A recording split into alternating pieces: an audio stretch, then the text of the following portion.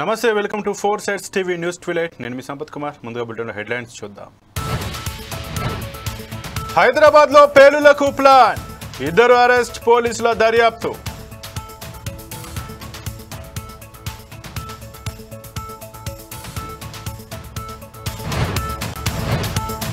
చార్మినార్ విషాదంపై తెలుగు రాష్ట్రాల సీఎంల సంతాపం ప్రగాఢ సానుభూతి ప్రకటిస్తూ ఎక్స్ పోస్ట్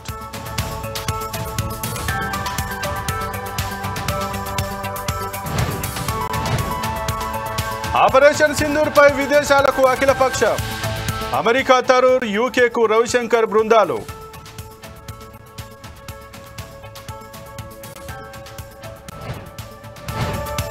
కాళేశ్వరంలో 4వ రోజు సరస్వతి పుష్కరాలు పుష్కర స్నానాలకు పోటెత్తిన భక్తులు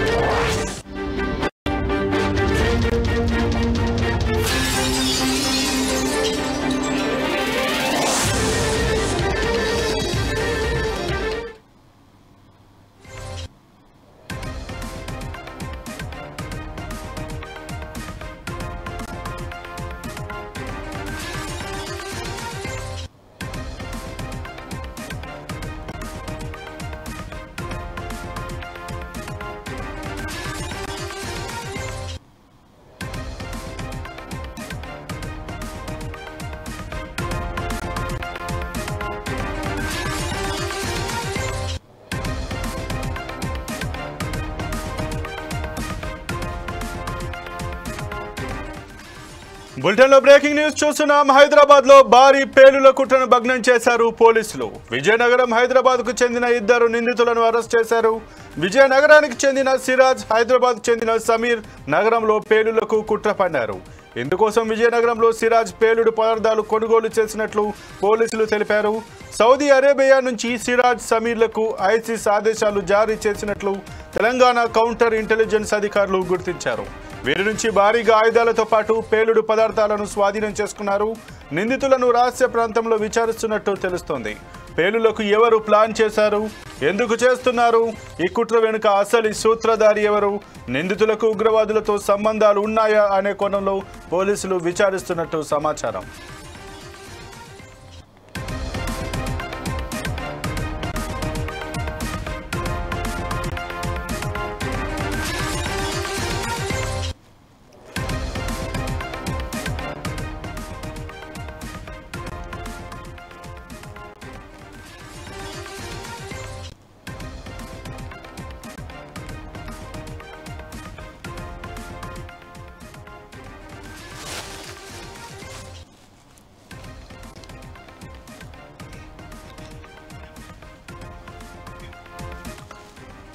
హైదరాబాద్ లో భారీ పేలుల కుట్రను భగ్నం చేశారు పోలీసులు. విజయనగరం హైదరాబాద్ కు చెందిన ఇద్దరు నిందితులను అరెస్ట్ చేశారు.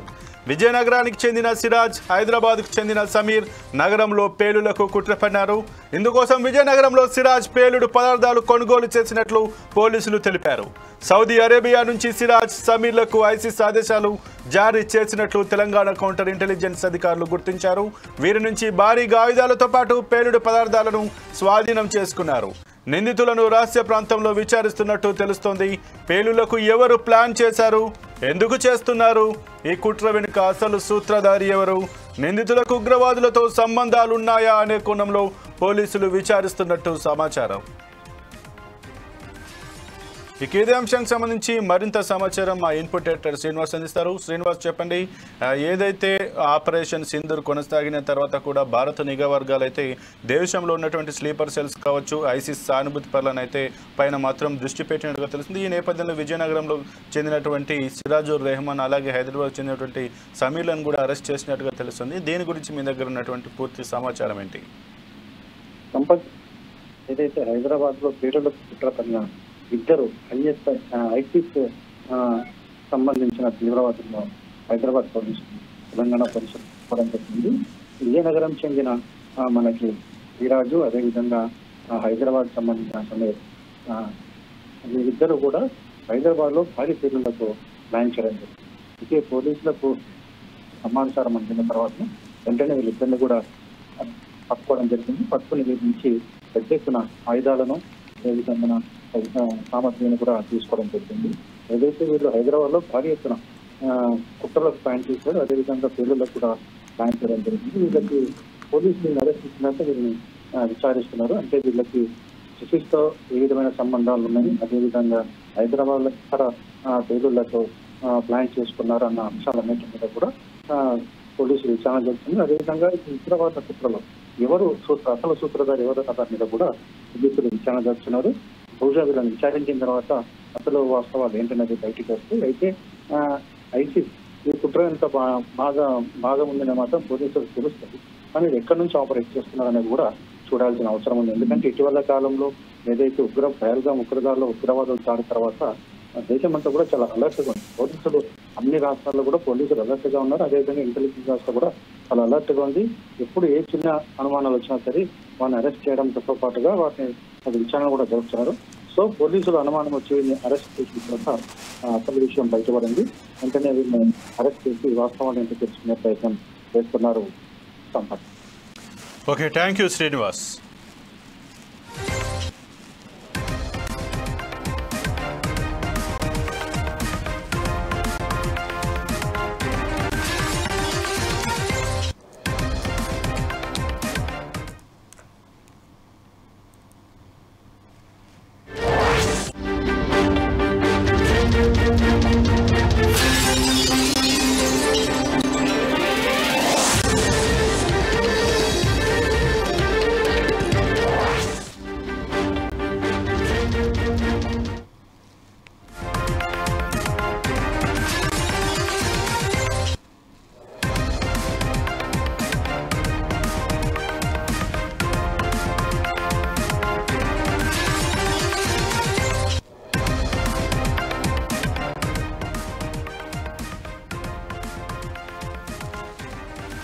జమ్మూ కాశ్మీర్ పహల్గామ్ ఉగ్రదాడికి ప్రతీకారంగా పాక్లోని ఉగ్రస్థావరాలపై ఇండియన్ ఆర్మీ ఆపరేషన్ సింధూర్ పేరుతో దాడులు చేసింది.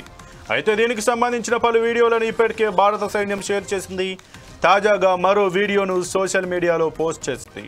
వీడియోలో పాక్లోని ఉగ్రస్థావరాలపై ఖచ్చితత్వంతో దాడులు చేయడానికి భారత సైన్యం ఎలా ప్రణాళికలు రచించింది, సైనికులకు ఏ విధంగా శిక్షణనిచ్చి దాడులను అమలు చేసిందనే విషయాన్ని ప్లాన్డ్, ట్రైన్డ్, ఎగ్జిక్యూటెడ్ కోడ్తో ఆర్మీ వెస్టర్న్ కమాండ్ అధికారులు పంచుకుంటారు. ఇది ప్రతీకార చర్య కాదు, బాధిత కుటుంబాలకు సైన్యం న్యాయం, ఉగ్రవాదులను పోషిస్తున్న పాక్కు తగిన గుణపాఠం అంటూ సైనికులు చెబుతున్న వీడియో ఇప్పుడు సోషల్ మీడియాలో చక్కర్లు కొడుతోంది.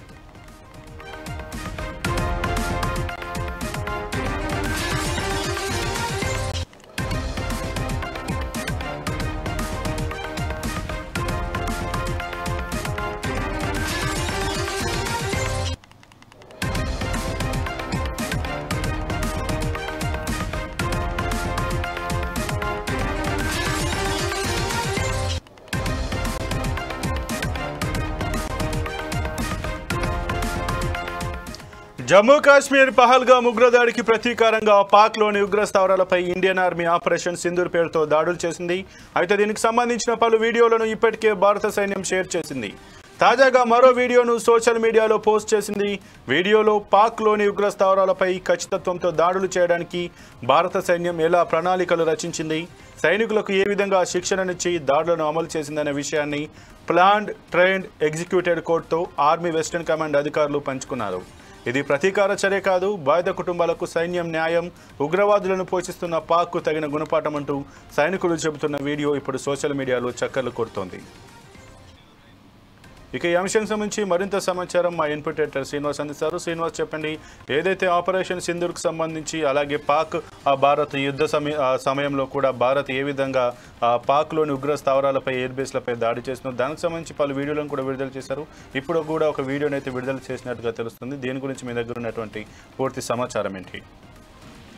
సంపత్, ఏదైతే పహల్గామ్ దాడి తర్వాత ఉగ్రవాదులకు సంబంధించి పాకిస్తాన్ ఎలా పెంచి పోషిస్తుంది ఉగ్రవాదులను, వారికి సంబంధించిన స్థావరాలను, శిబిరాలను ఎలా పాకిస్తాన్ వాళ్ళకి ట్రైన్ చేస్తుందన్న అంశాలన్నీ కూడా ఈరోజు ఏదైతే పహల్గామ్ దాడి తర్వాత ఆపరేషన్ సింధూర్ పేరుతో భారత రక్షణ దళం చేపట్టిన ఏవైతే ఆపరేషన్ చేస్తున్నాయో ఆపరేషన్ సంబంధించిన వీడియోలన్నీ కూడా ఒక్కొక్కటిగా బయటకు రిలీజ్ చేస్తుంది భారత భద్రతా దళం.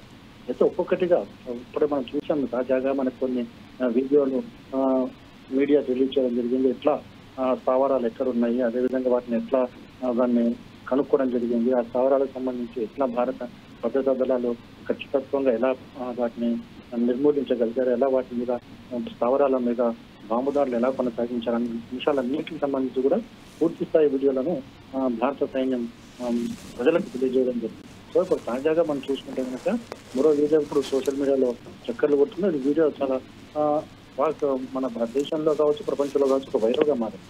ఎందుకంటే ఇట్లా ఖచ్చితత్వంతో ఉగ్ర స్థావరాలను టార్గెట్ చేసుకుంటూ పూర్తి స్థాయిలో ఖచ్చితత్వంగా ఇది ఉగ్ర శిబిరము ఇది అని పూర్తిగా నమ్మిన తర్వాత దానికి సంబంధించి ఎట్లా దాడులు చేశారు, కేవలం ఉగ్ర శిబిరాలనే దాడులు చేశారు తప్ప ఎక్కడ పక్కనున్న ప్రజల మీద కావచ్చు, లేకపోతే ఇతర కోణాల మీద కావచ్చు, ఎక్కడ కూడా దాడులు చేయలేదు. అదేవిధంగా ఏ విధమైన ఆస్తి నష్టం జరగడం, కేవలం ఉగ్రవాద శిబిరాల మాత్రమే టార్గెట్ చేసుకుంటూ భారత్ దాడులు చేయగలిగింది. సో ఈ దాడులన్నిటికీ సంబంధించిన ఒక వీడియోని కూడా రిలీజ్ చేశారు. దీన్ని ఇప్పుడు సోషల్ మీడియాలో ఫుల్ వైరల్ అయింది. అంటే ఎట్లా పాకిస్తాన్ ఉగ్రవాదం పెంచి పోషిస్తుంది, వాళ్ళని ఎట్లా మనము అంతమొందించాలన్న దానికి సంబంధించి ఒక ప్లాన్ చేయడం జరిగింది. ఆ ప్లాన్ ఎట్లా ట్రైనింగ్ శిక్షణ ఇచ్చి దాన్ని ఎలా అమలు చేయగలుగుతారు అంటే ప్రణాళిక రచించడము, అదేవిధంగా దాన్ని శిక్షణ ఇవ్వడము, అదేవిధంగా దాన్ని అమలు పరచడం.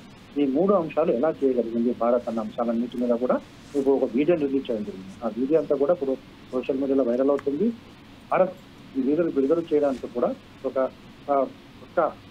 అంటే భారత్ ఏం చేసింది, ఎందుకు ఈ దాడులు చేసింది, దాడులు గల కారణాలు ఏంటి అన్న అంశాలన్నీ కూడా ఇందులో పొందుపరచబడ్డాయి. ఎందుకంటే దీనివల్ల ప్రపంచ దేశాల్లో కూడా భారత్ చేసింది కరెక్టే అనే విధంగా కూడా ఇవన్నీ కూడా ఈ వీడియోలో తెలియజేస్తుంది సంపత్.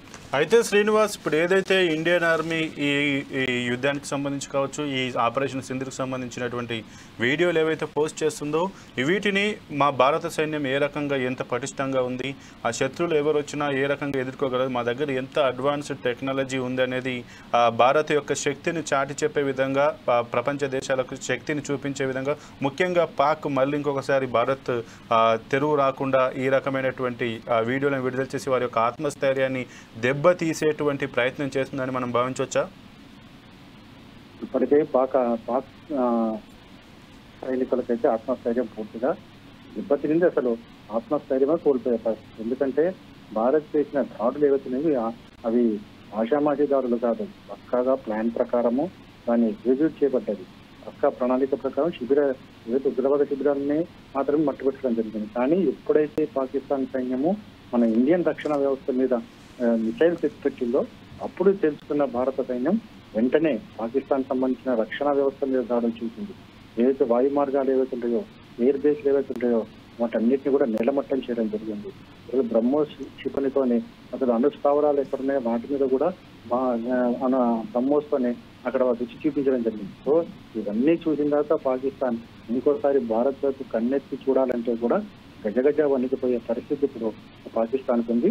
కాబట్టి ఇవన్నీ విడుదల చేయడం ద్వారా మరొకసారి పాకిస్తాన్ కు హెచ్చరికలు జారీ చేసినట్లు అవుతుంది. పాకిస్తాన్ కనుక ఏ విధమైన కవ్వింపు చర్యలు పాల్పడ్డా, లేకపోతే ఇంకోసారి ఉగ్రవాదులకు ప్లాన్ చేసిన తర్వాత జరిగే పరిస్థితులు ఎలా ఉంటాయో ఒకసారి చూపించేందుకే మరోసారి భారత్ ఈ తరహా వీడియోలు విడుదల చేసింది అనుకోవచ్చు.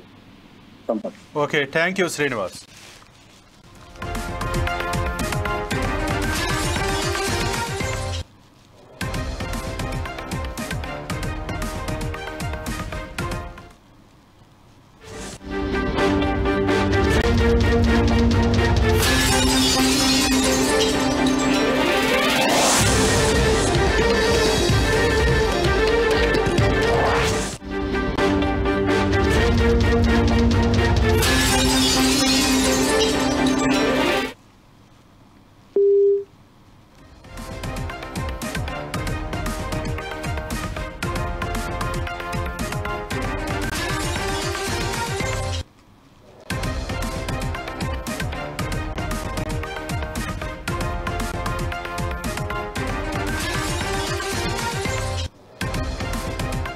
హైదరాబాద్లో గుల్జార్ హౌస్లో జరిగిన అగ్ని ప్రమాదం మరో అగ్ని ప్రమాదం చోటు చేసుకుంది.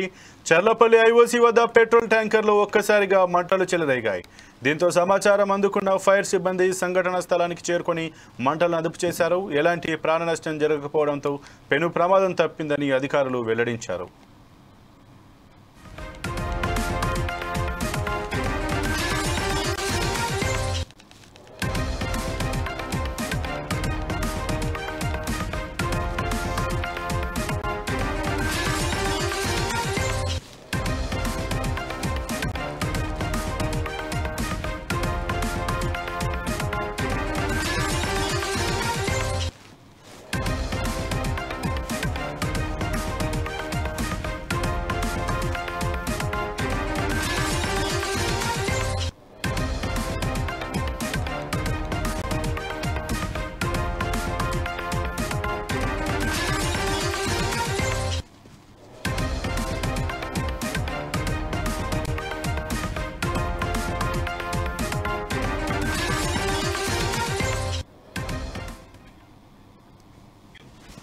హైదరాబాద్లో గుల్జార్ హౌస్లో జరిగిన అగ్ని ప్రమాదం మరో అగ్ని ప్రమాదం చోటు చేసుకుంది. చెర్లపల్లి ఐఓసీ వద్ద పెట్రోల్ ట్యాంకర్లో ఒక్కసారిగా మంటలు చెలరేగాయి. దీంతో సమాచారం అందుకున్న ఫైర్ సిబ్బంది సంఘటనా స్థలానికి చేరుకుని మంటలను అదుపు చేశారు.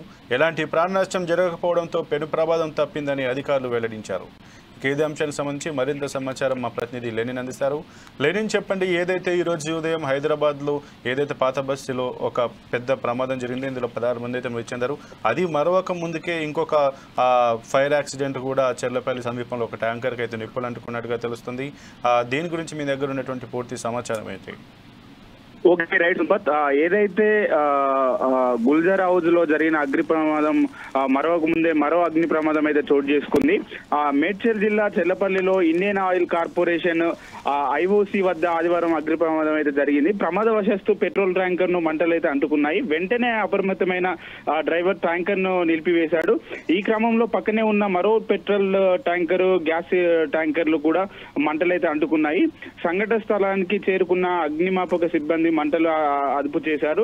దీంతో పెను ప్రమాదం అయితే తప్పింది. ఈ ఘటనతో స్థానిక ప్రజలు కూడా భయభ్రాంతులకు అయితే గురయ్యారు సంపత్. అయితే లెనిన్, ఏదైతే ఈ యొక్క పెట్రోల్ ట్యాంక్ సంబంధించి అక్కడ పరిస్థితి ఎట్లా ఉందంటే ఆ పెట్రోల్ ట్యాంకర్కి సంబంధించి ఎటువంటి ఫైర్ నామ్స్ కానీ దాని యొక్క క్వాలిటీ మెయింటెనెన్స్ కానీ కరెక్ట్గా లేనందా, దీనికలా ప్రమాదానికి గల కారణాలు అసలు ఫైర్ ఎట్లా అయిందని చెప్పి అధికారులు కావచ్చు, అక్కడ ఉన్నటువంటి వెహికల్ నడిపే వ్యక్తి చెప్తున్నారు. దాదాపు ఏదైతే ఇప్పుడు ఉన్నటువంటి ఎండ ప్రభావితం వల్ల దాదాపు కొంత హీట్ ప్రభావం వల్ల కూడా ప్రమాదం జరిగినట్లుగా అయితే కనిపిస్తుంది. దాదాపు మంటలు చెలరేగడంతో ఆ మంటలు ఆ పక్కనే ఉన్నటువంటి మరో ట్యాంకర్ వైపు కూడా రావడము, అట్లనే అక్కడ ఉన్నటువంటి పరిస్థితులు ఏదైతే ఉన్నాయో అట్లా మంటలు చెలరేగడంతో వెంటనే అగ్నిమాపక సిబ్బంది కూడా అక్కడ చేరుకొని ఆ మంటలను అయితే ఆర్పే ప్రయత్నం అయితే చేశారు. ఇప్పుడు అక్కడ ఉన్నటువంటి సమస్య అయితే సద్దుమరిగింది Sampath. Okay, thank you Lenin.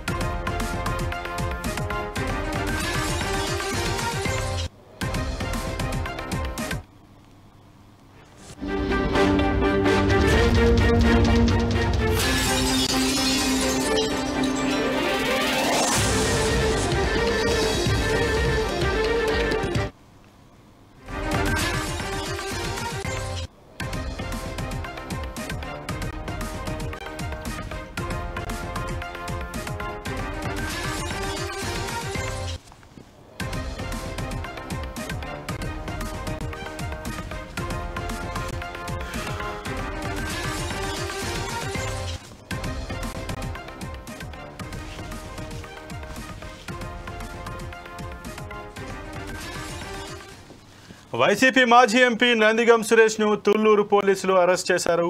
TDP కార్యకర్త రాజుపై దాడి చేసిన కేసులో సురేష్ను పోలీసులు అదుపులోకి తీసుకుని స్టేషన్కు తరలించారు. ఈ దాడి ఘటనపై రాజు భర్త పోలీసులకు ఫిర్యాదు చేశారు. ఈ మేరకు పోలీసులు కేసు నమోదు చేసుకుని నందిగం సురేష్ను అదుపులోకి తీసుకున్నారు. అయితే ఈ కేసుపై సురేష్ భార్య తుళ్లూరు పోలీస్ స్టేషన్కు చేరుకుని పోలీసులతో వాగ్వివాదానికి దిగింది. తన భర్తను అన్యాయంగా అరెస్ట్ చేశారంటూ ఆరోపించింది. తన భర్త నందిగం సురేష్ను వెంటనే జైలు నుంచి విడుదల చేయాలని ఆమె డిమాండ్ చేసింది.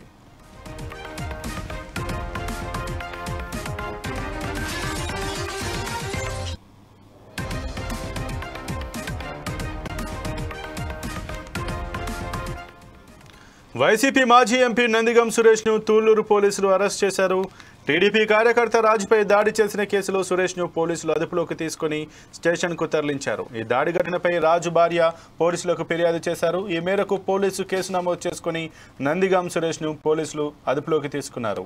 అయితే ఈ కేసుపై సురేష్ భార్య తుళ్లూరు పోలీస్ స్టేషన్కు చేరుకుని పోలీసులతో వాగ్వివాదానికి దిగింది. తన భర్తను అన్యాయంగా అరెస్ట్ చేశారంటూ ఆరోపించింది. తన భర్త నందిగం సురేష్ను వెంటనే జైలు నుంచి విడుదల చేయాలని ఆమె డిమాండ్ చేసింది.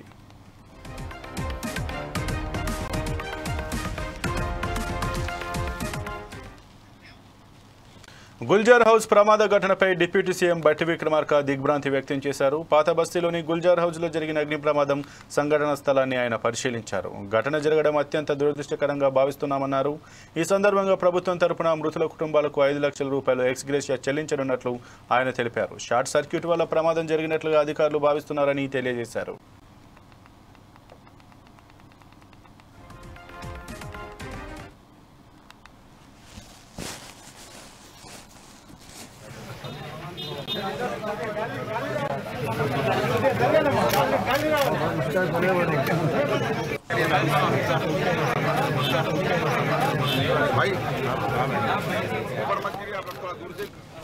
గుల్జర్ హౌస్ ప్రమాద ఘటనపై డిప్యూటీ సీఎం బట్టి విక్రమార్క దిగ్భ్రాంతి వ్యక్తం చేశారు. పాత బస్తీలోని గుల్జర్ హౌస్లో జరిగిన అగ్ని ప్రమాదం సంఘటనా స్థలాన్ని ఆయన పరిశీలించారు. ఘటన జరగడం అత్యంత దురదృష్టకరంగా భావిస్తున్నామన్నారు. ఈ సందర్భంగా ప్రభుత్వం తరపున మృతుల కుటుంబాలకు 5 లక్షల రూపాయలు ఎక్స్గ్రేషియా చెల్లించనున్నట్లు ఆయన తెలిపారు. షార్ట్ సర్క్యూట్ వల్ల ప్రమాదం జరిగినట్లుగా అధికారులు భావిస్తున్నారని తెలియజేశారు. అట్లాగే ముఖ్యమంత్రి గారు నాకు ప్రత్యేకంగా ఫోన్ చేసి సంఘటన స్థలానికి హాస్పిటల్కి వెళ్ళి జరిగినటువంటి సంఘటన పైన తీవ్రమైనటువంటి విచారాన్ని రాష్ట్ర ప్రభుత్వం నుంచి వ్యక్తపరచడమే కాకుండా చనిపోయినటువంటి దురదృష్టవశాత్తు చనిపోయినటువంటి కుటుంబ సభ్యులకు సంబంధించి రాష్ట్ర ప్రభుత్వం తరఫు నుంచి ప్రగాఢమైనటువంటి సానుభూతిని సంతాపాన్ని తెలియజేయటమే కాకుండా చనిపోయినటువంటి వ్యక్తులకు సంబంధించి రాష్ట్ర ప్రభుత్వం నుంచి ఒక్కొక్క మనిషికి సంబంధించి 5 లక్షల రూపాయల వరకు ఎక్స్గ్రేషియా కూడా ప్రకటించడానికి రాష్ట్ర ప్రభుత్వం నిర్ణయం చేసింది.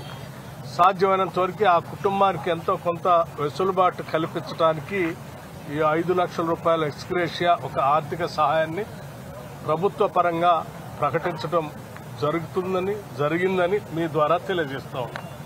ముఖ్యమంత్రి గారు ప్రత్యేకంగా కేబినెట్ సహచరులందరితో మాట్లాడి 5 లక్షల రూపాయలు ఎక్స్గ్రేషియాని ప్రకటించమని వారు స్పష్టంగా చెప్పినటువంటి సమాచారాన్ని మీ ద్వారా తెలియజేస్తా ఉన్నాం.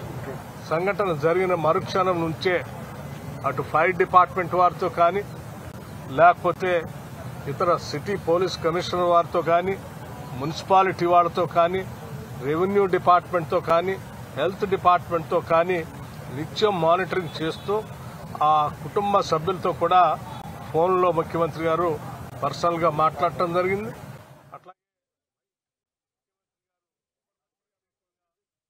కాంగ్రెస్ వనపర్తి ఎమ్మెల్యే తోడి మేఘారెడ్డి సంచలన వ్యాఖ్యలు చేశారు. మాజీ మంత్రి నిరంజన్ రెడ్డి భూ కబ్జాలకు పాల్పడుతున్నారని ఆమె ఆరోపించారు. కృష్ణానది స్థలాన్ని నిరంజన్ రెడ్డి ఆక్రమించారని విమర్శించారు. కృష్ణానది పరివాహక ప్రాంతంలో మట్టిని తోడేస్తూ దుర్వినియోగం చేస్తూ ఆయన భూ కబ్జాలకు నిరంజన్ రెడ్డిగా మారారని ఎమ్మెల్యే ఆరోపణలు చేశారు.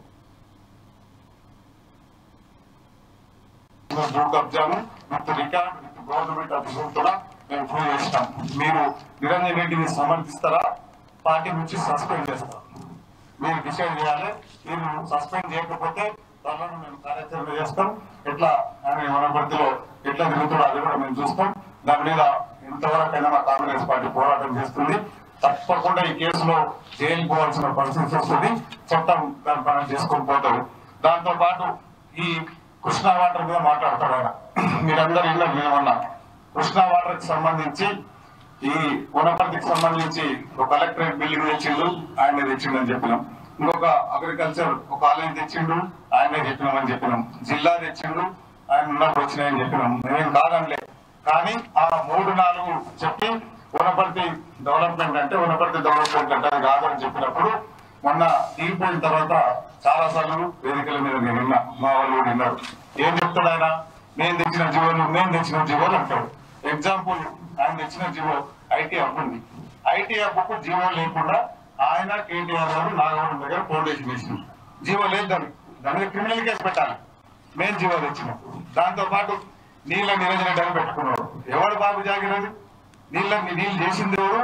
బిల్లులు లేకుండా టెండర్ లేకుండా వచ్చింది ఎవరు? గుడిపల్లి పంపోదు ఎవరు కట్టిండ్రు? గుడిపల్లి రిజర్వాయర్ ఎవరు కట్టిండ్రు? జొన్నలపాడు ఎవరు కట్టిండ్రు? ఎల్లూరు ఎవరు కట్టిన్నారు? అక్కడ పంపోదు ఎవరు చేసినారు? ఈ గుడిపల్లి నుంచి కల్వకుర్తి వరకు పోయే కెనాల్ ఎవరు చేసినారు? కాంగ్రెస్ పార్టీ చేసింది. దాని తర్వాత అప్పుడు చిన్నారెడ్డి గారు ఉన్నప్పుడు ఆ లెఫ్ట్ కెనాల్ నుంచి 10,000 ఆయకట్టు కోసం వనపర్తికి జీవో తెచ్చింది. ఇక ఇవి ఇప్పటివరకు బులెటిన్ అప్డేట్స్. మరిన్ని అప్డేట్స్ కోసం చూస్తూనే ఉండండి 4 Sides TV.